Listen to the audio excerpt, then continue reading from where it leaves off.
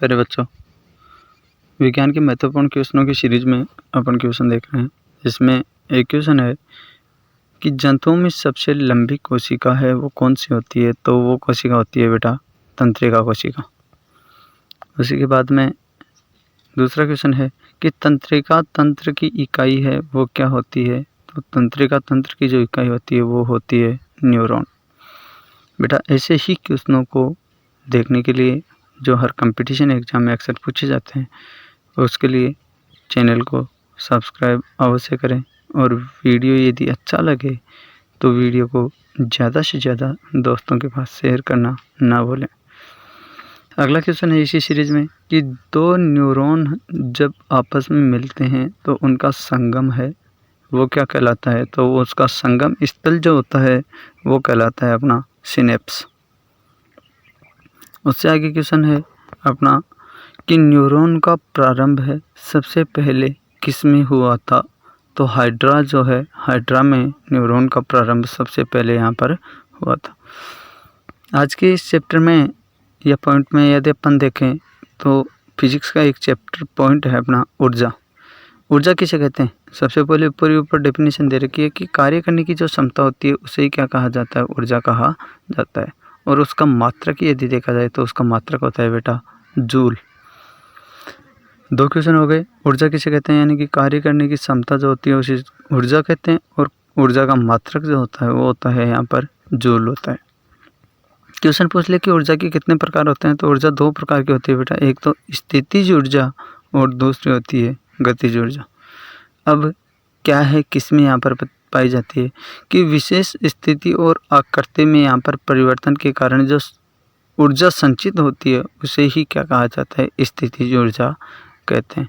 बल्कि गतिज ऊर्जा, स्थितिज ऊर्जा के जैसे एग्जांपल देखें कि बंदूक का स्प्रिंग यदि देखा जाए तो उसमें स्थितिज ऊर्जा पाई जाती है, और कमान जो होती है उसकी खींची हुई डोरी में भी यदि देखी जाए तो उसमें भी स्थितिज ऊर्जा ही पाई जाती है। दूसरी है अपनी गतिज ऊर्जा।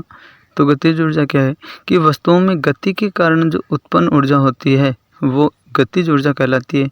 जैसे गतिमान पानी है, चलता हुआ व्यक्ति है, गेंद है, वायु है, उसमें सभी में यहाँ पर गतिज ऊर्जा यहाँ पर पाई जाती है। अब एक क्वेश्चन और पूछा जाता है, यांत्रिक ऊर्जा किसे कहते हैं। तो गतिज ऊर्जा और स्थितिज ऊर्जा को जब आपस में ऐड कर दिया जाए तो उसे ही अपन क्या कहते हैं, यांत्रिक ऊर्जा कहते हैं। यानी कि यंत्रों के द्वारा की गई यहाँ पर ऊर्जा ये यांत्रिक ऊर्जा है। या मानव चल रहा है और टहल रहा है तो उसमें भी यांत्रिक ऊर्जा प्रेजेंट होती है। यानी कि स्थितिज ऊर्जा और गतिज ऊर्जा का रूपांतरण है वो एक रूप से दूसरे रूप में किस प्रकार होता है या कैसे होता है, जिसको एक एग्जाम्पल के द्वारा बता रखा है मैंने कि एक खूंटी है उसमें एक धागे से मैंने यदि एक गेंद बांध दी, यदि उसको एक बिंदु यानी कि बीच वाले मध्य बिंदु पर जिस बिंदु का नाम है यहाँ पर बी पर स्थिर छोड़ दिया तो उसमें स्थितिज ऊर्जा होती है। स्थिर है, स्थिर होने के कारण स्थितिज ऊर्जा उसमें पाई जाती है। पर उसी गेंद को पकड़कर यदि अपन ने ए बिंदु पर ले लिया और ए बिंदु से छोड़ने के बाद में जब उसमें गति होती है यानी कि ए बिंदु से वापस बी पर और बी से वापस सी पर यदि जाती है, गमन करती है, तो उसमें यहाँ पर गतिज ऊर्जा यहाँ पर पाई जाती है। पर यहाँ पर यदि देखा जाएगा कि ए से बी बिंदु तक जाने में गतिज ऊर्जा बढ़ती है, बी पर यहाँ पर स्थितिज ऊर्जा है वो शून्य हो जाती यानी कि स्थितिज ऊर्जा आ जाती है यदि स्थिर हो जाए तो। पर बी से वापस सी पर यदि जाएगी तो स्थितिज ऊर्जा नहीं बल्कि गतिज ऊर्जा का मान यहाँ पर बढ़ता है। पर सी पर जाते जाते यहाँ पर गतिज ऊर्जा का मान है वो क्या हो जाता है, घट जाता है। यदि समझ में नहीं आया दोबारा देखो एक बार कि बी बिंदु से ए बिंदु की तरफ जब जाएगी तो गतिज ऊर्जा का मान बढ़ता है, पर ए बिंदु पर जाते जाते उसकी गतिज ऊर्जा है वो क्या हो जाती है, कम हो जाती है, बल्कि स्थितिज ऊर्जा है वो क्या हो जाती है, यहाँ पर बढ़ जाती है।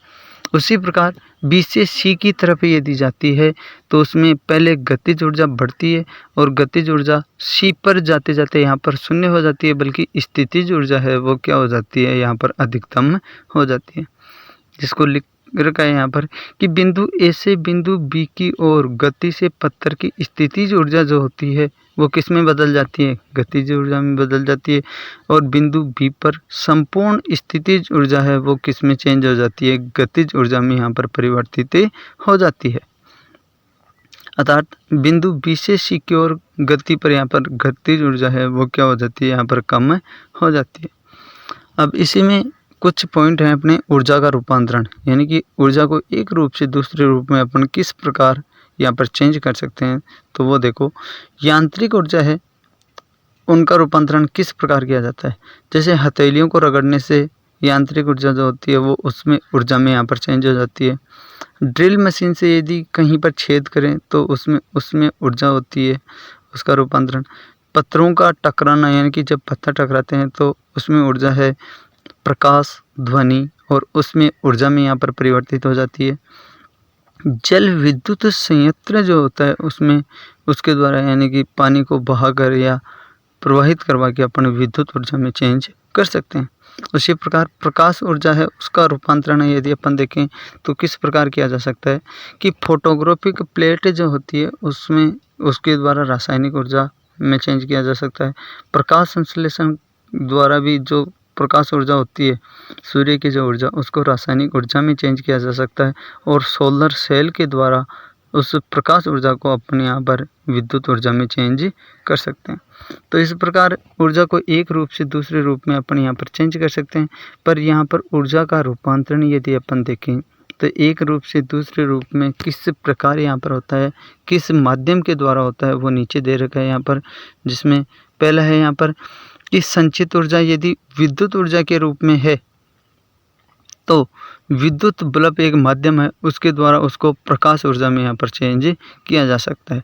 दूसरा, रासायनिक ऊर्जा को पटाखे में जो रासायनिक ऊर्जा होती है उसको अपन पटाखे के द्वारा यानी कि उसको चलाकर प्रकाश विद्युत में नहीं बल्कि उष्मा और ध्वनि ऊर्जा में यहाँ पर रूपांतरित कर सकते हैं। तीसरा, उसमें ऊर्जा जिसको भाप इंजन और डीजल इंजन के द्वारा अपन यांत्रिक ऊर्जा में चेंज कर सकते हैं। चौथा है अपना फोर्थ नंबर का कि रासायनिक ऊर्जा जो होती है उसमें जलती हुई जो मोमबत्ती होती है उसको उसमें ऊर्जा में यहाँ पर रूपांतरित किया जा सकता है। अगला पांचवा है ध्वनि ऊर्जा। ध्वनि ऊर्जा को माइक्रोफोन के द्वारा अपन विद्युत ऊर्जा से पुनः ध्वनि ऊर्जा में यहाँ पर चेंज कर सकते हैं। छठवां है अपना पेशीय ऊर्जा, जिसमें साइकिल चलाकर अपन उसको यांत्रिक ऊर्जा में चेंज कर सकते हैं। ये ऊर्जा को एक रूप से दूसरे रूप में यहाँ पर रूपांतरण हो गया। अगला है ऊर्जा का ह्रास, यानी कि ऊर्जा का ह्रास है वो किस प्रकार होता है या कैसे होता है। तो ऊर्जा रूपांतरण के समय ऊर्जा का कुछ भाग व्यर्थ हो जाना या नष्ट हो जाना वही क्या कहलाता है, ऊर्जा ह्रास कहलाता है। जैसे विद्युत बल्ब में एक एग्जांपल दे रखा है कि विद्युत बल्ब में विद्युत जो ऊर्जा होती है उसको प्रकाश ऊर्जा में न बदलकर पूर्ण ऊर्जा को प्रकाश ऊर्जा में न बदलकर यहाँ पर कुछ ऊर्जा है वो उसमें ऊर्जा में भी यहाँ पर रूपांतरित हो जाती है। अब ऊर्जा के सीमित संसाधन है प्रकृति में और उसको एक बार उपयोग में लेने के बाद में अपन यहाँ पर दोबारा काम में नहीं ले सकते। जैसे पेट्रोल है, एक बार काम में लेने के बाद में अपन दोबारा काम में नहीं ले सकते उसको, तो उसको बचाने की कोशिश करनी चाहिए, कम से कम उपयोग करना चाहिए। जैसे यहाँ पर दे रखा है जो ऊर्जा के सीमित संसाधन कि एक बार उपयोग होने के बाद में पुनः प्राप्त करना इसको संभव नहीं है। इसी कारण ऊर्जा के इसे सीमित संसाधन भी कहा जाता है। जैसे कोयला है, डीजल है, पेट्रोल है, मिट्टी का तेल है, सीएनजी है, एलपीजी है, इनको दोबारा अपन प्राप्त नहीं कर सकते। ये प्राकृतिक स्रोत से प्राप्त हैं, न कि कृत्रिम स्रोत से। कृत्रिम जो स्रोत के द्वारा प्राप्त की जाती है उसको तो अपन दोबारा प्राप्त कर सकते हैं, पर ये प्राकृतिक स्रोत हैं अपने। इसी में अगला और लास्ट पॉइंट है कि ऊर्जा की आवश्यकताओं को पूरा करने के उपाय हैं वो क्या हैं। तो ऊर्जा का उचित रखरखाव रखना चाहिए, स्थानीय जो ऊर्जा है उसी को काम में लेनी चाहिए। जैसे बायोगैस है, सौर ऊर्जा है, पवन ऊर्जा है, जल ऊर्जा का उपयोग ज़्यादा से ज़्यादा अपने को करना चाहिए। इसी के लिए वैज्ञानिक यहाँ पर स्रोत भी दे रखे हैं या वैकल्पिक स्रोत यहाँ पर दे रखे हैं। जैसे सोलर सेल ज़्यादा से ज़्यादा प्रयोग में लेने चाहिए, जो विद्युत ऊर्जा में रूपांतरित करके अपन विद्युत काम में ले सकते हैं। सोलर कुकर ज़्यादा से ज़्यादा प्रयोग करना चाहिए जिसमें सौर ऊर्जा काम में आ रही है, और सौर ऊष्मक का प्रयोग अपने को ज़्यादा से ज़्यादा करना चाहिए। यदि ये वीडियो आपको अच्छा लगे तो वीडियो को ज़्यादा से ज़्यादा शेयर करो और चैनल को सब्सक्राइब अवश्य करें। जय मां शारदे, जय हिंद, जय भारती।